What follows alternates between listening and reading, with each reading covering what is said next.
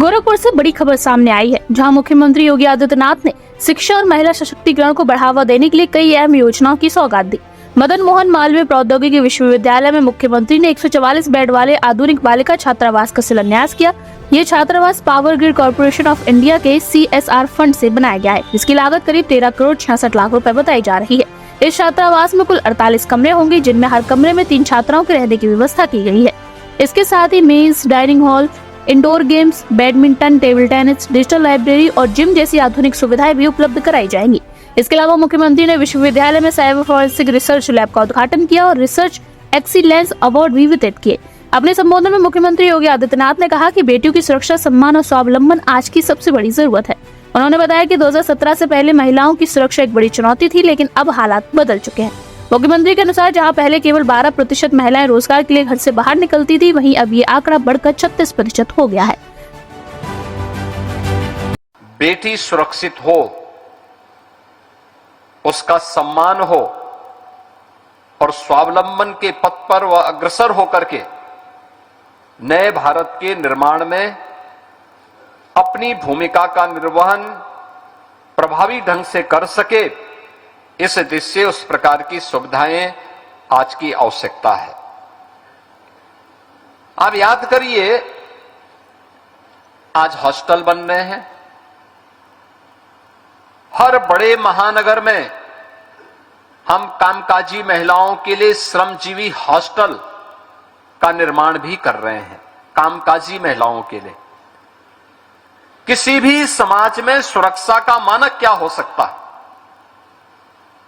कि अगर महिलाएं बिना किसी भय के कार्य करने के लिए निकल रही हैं, तो वह एक सुरक्षा के बेहतर परिणाम को प्रदर्शित करता है। 2017 के पहले यह एक चुनौती थी। मध्य यूपी और पश्चिमी उत्तर प्रदेश में तो बहुत सारे परिवार ऐसे थे जिन्होंने बेटियों को पढ़ने के लिए यूपी के बाहर कहीं छात्रावास में या फिर कहीं उन्होंने रिश्तेदारों के यहां भेज दिया था।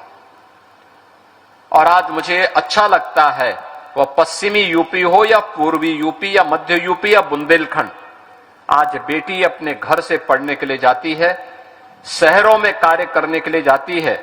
और इन 9 वर्षों में उत्तर प्रदेश के अंदर वीमेन वर्कफोर्स, उत्तर प्रदेश के अंदर सरकारी हो या निजी क्षेत्र में, यह 12% से बढ़कर के अब 36% को क्रॉस कर चुका है। यानी 2017 के पहले जो कामकाजी महिलाओं की संख्या थी वह 12% से कम थी, आज वो बढ़कर के 36% पहुंच चुका है। और मैं मानता हूं कि जब अगला चुनाव आएगा तो रवि किशन की सीट पर भी कोई महिला दावेदार हो सकती है।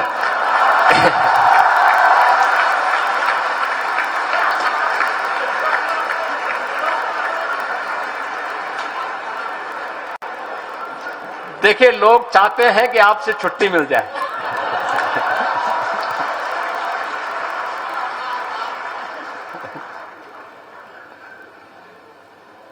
क्योंकि नारी शक्ति बंधन अधिनियम अब संसद से पास हो चुका है और प्रधानमंत्री जी की इच्छा भी है कि 2029 के चुनाव में ये लागू हो जाए।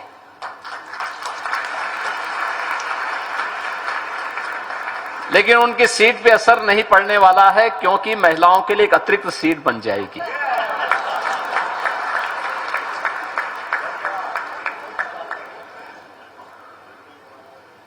लेकिन यह एक सुखद अनुभूति का है कि जब समाज में महिला और पुरुष का भेद समाप्त हो, बेटी और बेटे के बीच में भेद करना अभिभावक बंद करे, तब विकास की रफ्तार कई गुना बढ़ पाएगी, तभी ये स्पीड बढ़ पाएगी, तभी स्टेबिलिटी आएगी। और उस स्पीड के लिए आवश्यक है कि हमें समाज में भेदभाव को हर एक स्तर पर समाप्त करना है, हर एक स्तर पर समाप्त करना है। लेकिन उस प्रकार की सुविधाएं भी हमें देनी पड़ेंगी। और ये छात्रावास जो पावर ग्रिड के द्वारा बनाया जा रहा है, मैं यहां पर नवीन श्रीवास्तव जी को, दीक्षित जी को, शिव तपस्या पासवान जी को और उनकी इस पूरी टीम को, जसवीर सिंह जी को, पावर ग्रिड कारपोरेशन के पूरे परिवार को इसके लिए हृदय से धन्यवाद दूंगा। यह पूरा कार्यक्रम शिक्षा सुरक्षा और महिला सशक्तिकरण की दिशा में महत्वपूर्ण कदम माना जा रहा है।